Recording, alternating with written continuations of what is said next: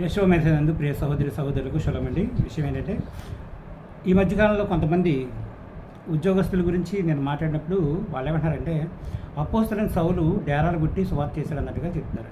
ఈ విషయం గురించి జనవరి 2007లోనే నేను ఒక పత్రిక రాసినాను. అపోస్తలుడైన సౌలు డేరాలు గుట్టి సువార్త చేశాడా అంటే, చాలామంది ఏంటంటే వీళ్ళ యొక్క తప్పుని ఎత్తి చూపిస్తే వాళ్ళకి ఇబ్బంది కలిగి వాళ్ళు దాన్ని డిఫెన్స్ చేసుకోవడం కోసం ఉపయోగిస్తున్న ఒక వాక్యం ఇది ఏంటంటే, అపోస్తలుడైన సౌలు డేరాలు గుట్టి సువార్త చేశాడు కాబట్టి మేము కూడా ఉద్యోగాలు చేస్తూ సేవ చేస్తూ ఉంటాము. అంతేకాకుండా ఉద్యోగాలు చేసి సేవ చేయటము, ఇతరుల మీద ఆధారపడకుండా సేవ చేయటం లాంటిది. కాబట్టి ఉచితంగా పొందారు కాబట్టి ఉచితంగా సువార్త చేయమని బైబిల్లో రాసింది కాబట్టి మేము ఉచితంగా సువార్త చేస్తున్నాము అంటూ కొన్ని డప్పాలు కొడుతూ ఉంటారండి. అసలు ఒరిజినల్గా చెప్పాలంటే అపోస్తలుడైన సౌలు డేరాలు ఎక్కడ కుట్టాడు అని మనం చూస్తే ఎక్కడో ఒక చోట రెండు చోట్ల కుట్టుండొచ్చాను తప్ప మిగతా అన్ని ప్రదేశాల్లోనూ కూడా ఆయన ఎక్కడ డేరాలు కుట్టినట్టు మనకి బైబిల్లో కనిపించదు. ఉదాహరణకి ఆయన 3 సన్నివేశాల్లో ఆయన ఏం చెప్తాడంటే, కొరింథీ పెద్దలకి రాసినప్పుడు చెప్తాడు, 2 కొరింథీ 11:7 చెప్తాడు.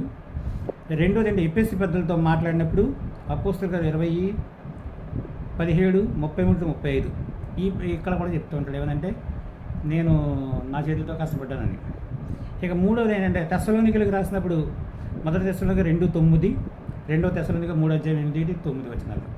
ఈ 3 చోట్ల ఆయన ఏమంటాడంటే, నేను నా యొక్క స్వహస్తాలతో కష్టపడ్డాను అంటాడు. ఇది చాలా తక్కువ సన్నివేశంలో చేసిన మాటలు ఇవి, చెప్పిన విషయాలు ఇవి. అయితే వాస్తవానికి ఈయనకి ఎవరి దగ్గర ఏం తీసుకోలేనట్టు ఈ విధంగా చెప్పుకొస్తాడు. అయితే ఆయన చాలా విషయాలు రాశాడు. ఏమని రాశాడంటే, ఎవడైనా ఆలయ కృత్యాలు చేసేవాడు ఆలయ కృత్యం వల్ల బ్రతకడా, ఇలా ఎవరైనా సొంత కొలువులు ఎవరైనా అది సొంతంగా పెట్టుకుని ఎవరైనా చేస్తారా, ఇలాంటి విషయాలు చాలా మాట్లాడాడు ఆయన. ఈ మాట్లాడిన విషయాలు ఏమి వీళ్ళు పట్టించుకోరండి. అయితే చూస్తుంటే మాసిదోనియా సంఘస్థులకి రాసినప్పుడు అక్కడ అంటాడు, మాసిదోనియా సంఘానికి సువార్త చేసినప్పుడు కొరింథీలు సహాయం చేశారని చెప్తాడు. ఎఫెసీలకు రోమీలకు సువార్త చేసినప్పుడు ఒనేసిఫర్ అని ఆయన సహాయం చేసి ఆదరించడం చెప్తాడు.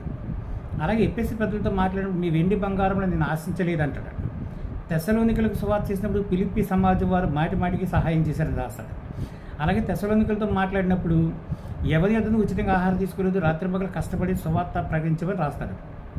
కేంక్రియలో ఫీబే, మిల్తే ద్వీపవాసలో పొప్లి, కొరింథీలో అకుల ప్రిస్కిల్లా, ఫిలిప్పీలో లూదియా ఆతిథ్యములు ఇచ్చి గాయి అనే ఒక ఆయన కూడా చేస్తూ ఉంటాడు. సమాజాల ద్వారా వచ్చే దశంభాగాలు మొదలగు సహాయాలతో అపోస్తలుడైన సౌలు తన సువార్త పరిచర్యను చేసినట్టుగా మనకి కనిపిస్తుంటుంది. అయినా అపోస్తలుడైన సౌలు 4 సువార్త పరిచర్యలు చేశాడు. 4.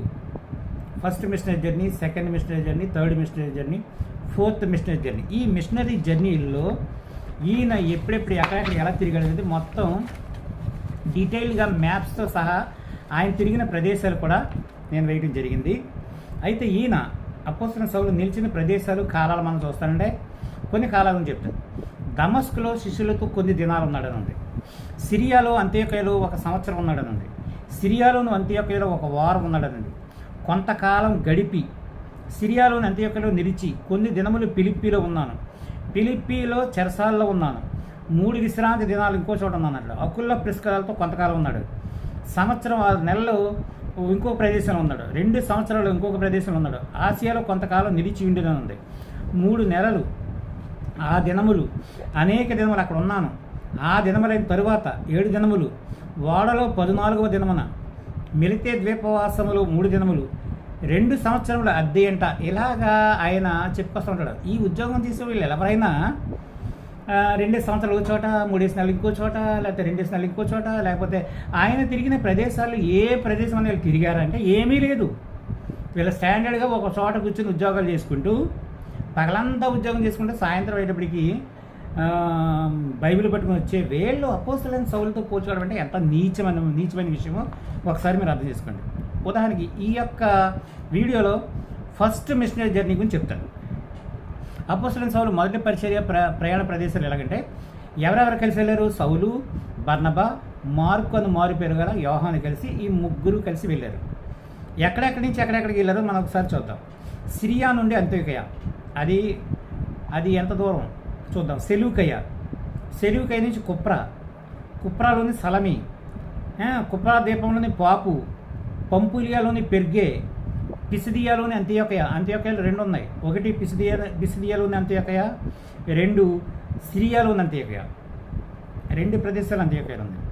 ఈకొనియా, లుకయోనియాలోని లుస్త్రా, దెర్బే తర్వాత మళ్ళా వెనక్కి తిరుగుతాడు.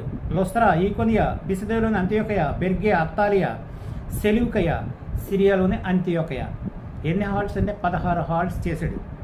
ఈ 16 హాల్ట్స్ చేసి అతను చేసిన ప్రయాణాలు 1235 మైళ్ళు, 1235 మైళ్ళు తిరిగడం ఉంది. ఈ ప్రదేశాల్లో ఎక్కడైనా ఇతను డేరాలు కుట్టాడా అని చూస్తే ఎక్కడా కుట్టలేదు అతను. ఇలాగే second machinery journey, third machinery journey, fourth machinery journey. ఈ ఫోర్త్ మిషనరీ జర్నీలో రోమ్కి వెళ్తాడు. రోమ్లో అక్కడ ఆయన చనిపోతున్నట్టుగా మనం అతను చూస్తూ ఉంటాం. కనుక అపోస్తలుడైన సౌలుని దేవుడు ఏర్పాటు చేసుకుంది డేరాలు కుట్టుకోవడాక.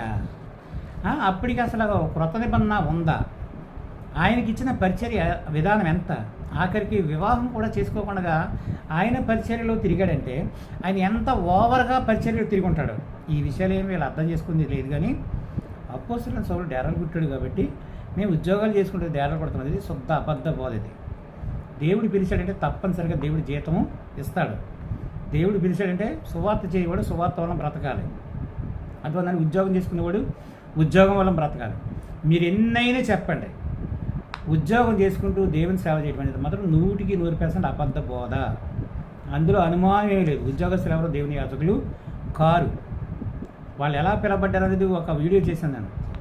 పేతురుని పిలిచినా ఎవరిని పిలిచినా వాళ్ళందరూ ఏం చేశారు? They left everything and they followed him అని ఉంది. వాళ్ళు తల్లిదండ్రులను అన్నదమ్ములు అందరిని వదిలిపెట్టి వలలో ఇవన్నీ వదిలిపెట్టి ఆయన్ని వెంబడించేందుకు చూస్తాం. ఒకసారి అయితే అపోస్తలుడైన పేతురు మళ్ళా వల వేసుకోవడం వెనక్కి వెళ్ళిపోతాడు. వెనక్కి వెళ్ళిపోయినప్పుడు కూడా ఆయన మరలా పిలిచి ఆ వల వెయిట్ మానిపించి తీసుకొచ్చాడు. కాబట్టి ఉద్యోగం చేసుకుంటూ దేవుని సేవ చేస్తాం అనేది పచ్చి అబద్ధం. వీళ్ళందరూ అబద్ధ బోధకులు. మీరు ఏమనుకుని అనుకోండి, వీళ్ళందరూ అబద్ధ బోధకులు. వీళ్ళు నిజంగా పిలువబడితే దేవుడే వాళ్ళని పోషిస్తాడు. నేనే దానికి ప్రత్యక్ష సాక్షిని. నేను సేవకు పిలవబడిన తర్వాత సేవలో వచ్చే కష్టాలను చూసి సేవ వదిలేసి దుబాయ్ వెళ్ళాను. దుబాయ్ వెళ్ళిన తర్వాత నానా బాధలు పెట్టి ఉద్యోగం విడిపించి మళ్ళీ వెనక్కి తీసుకొచ్చాడు. కాబట్టి ఉద్యోగం చేసుకోవడం అంటే ఇద్దరు యజమానులకి దాసుడిగా ఉండడం కష్టం. పరిశుద్ధాత్మ ప్రేరేపించినప్పుడు 24/7 అన్నట్టుగా 24 గంటలు కూడా దేవుని సేవ చెయ్యాలి. ఆయన అక్కడ ప్రేరేపిస్తే అక్కడికి వెళ్ళాలి. ఆయన ఇచ్చే దాంతో సంతృప్తి పడాలి. మనం లగ్జరీగా బ్రతుకుదామన్నా లేదా ఇంకోటి చేద్దామన్నా అది జరిగే పని మాత్రం కాదు. ఎందుకంటే ఆయన ఏ స్థితిలో పిలిచాడో ఆ స్థితి నుంచే మనం బయటికి వెళ్ళాలి. ఆ విధంగా మనం సువార్త చేయాలి తప్ప ఇలాంటి సాకులు చెప్పుకొని పాస్టర్లు కాకుండా కానీ బోధకులుగా వచ్చి అక్కడక్కడ వాళ్ళ వీళ్ళని అలర చేసి తర్వాత విశ్వాసం మీద బ్రతికే సేవకుల్ని విమర్శిస్తూ పబ్బం గడుపుకోవడం అనేది మాత్రం అది 100% అబద్ధం అనమాట. కనుక అపోస్తలుడైన సౌలు డేరాలు కుట్టి సువార్త చేశాడు అని ఎవరైనా చెప్తే ఆ మాట వాళ్ళు చెప్పారంటేనే వాళ్ళ అబద్ధ బోధలతో సమానంగా మనం ఎన్నుకోవాలి. అర్థమైందండి. కనుక ఇలాంటి తప్పుడు విషయాలు చాలామంది తెలియక చేస్తూ వెళ్తున్నారు. కాబట్టి ఇలాంటి వాళ్ళందరినీ కూడా మనం గుర్తించుకుని ఆ ప్రకారం వాళ్ళు నిజమైన బోధకులు కాదని గ్రహించి వాళ్ళకి దూరంగా ఉండడానికి ప్రయత్నం చేయాలి. అంతేకాకుండా వాళ్ళని సమాజాలు రాంచి అక్కడ వాక్యం చెప్పనివ్వడం కానీ లేకపోతే ప్రసంగం చేయమని చెప్పడం కానీ ఇలాంటి పనులు పాస్టర్స్ ఎవరు కూడా అలాంటివి చేయకూడదు. ఇలాగ మనం అరికడితే తప్ప ఈ యొక్క అబద్ధ బోధకులు మనం అరికట్టలేము. ఇలాంటి విషయాలన్నీ కూడా ఇంకా ఏమైనా మీకు డౌట్స్ ఉంటే నాకు డైరెక్ట్గా ఫోన్ చేయండి లేదా నాతో మాట్లాడటం ప్రయత్నం చేయండి. ఇంకా క్లియర్గా మీకు చెప్తాను. అపోస్తలుడైన సౌలు డేరాలు కుట్టి సువార్త చేస్తాడని ఈ పత్రికని ఈ వీడియో కింద డిస్క్రిప్షన్ లిస్ట్లో పెడతాను. దాన్ని పూర్తిగా చదవండి. పూర్తిగా చదివితే రెండవ మిషనరీ జర్నీ, అలాగే 3వ మిషనరీ జర్నీ, 4వ మిషనరీ జర్నీ గురించి కూడా రాశాను. ఇక్కడ ఎలా ప్రయాణాలు చేశారు, ఏ విధంగా ప్రయాణం చేశారు అనేది కూడా వీడి యొక్క ప్రయాణానికి సంబంధించిన మ్యాప్స్ కూడా దీంట్లో ఉంటాయి. ఈ మ్యాప్స్ కూడా మీరు చూసుకుని ఇలాంటి అబద్ధ బోధకుల నుంచి ఇలాంటి అబద్ధ బోధల నుంచి బయటికి రావాల్సిన కోరుతున్నాను. పరమేశ్వరుడు ఎక్కువ మాటలను మనం ఎందుకు దీవించాల్సి కాక అందరికీ సెలవు.